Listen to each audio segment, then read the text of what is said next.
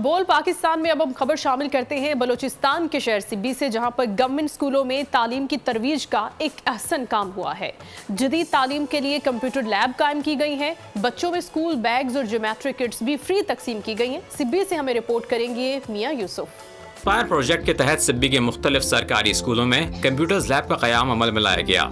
Solarise system की installation समेत school के बच्चों में फ्री स्कूल बैग्स और ज्योमेट्री किट्स तकसीम की गयी। इस मौके पर शुरा ने एस्पायर प्रोजेक्ट और वर्ल्ड बैंक के ताउन को सराहा।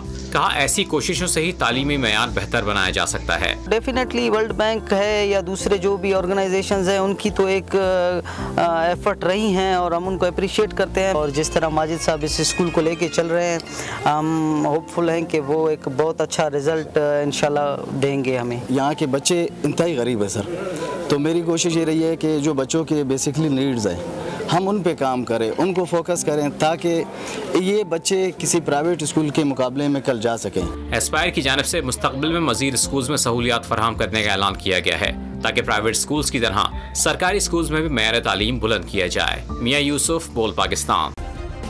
सब्सक्राइब करें और बेल दबाएं ताकि कोई खबर रह न जाए।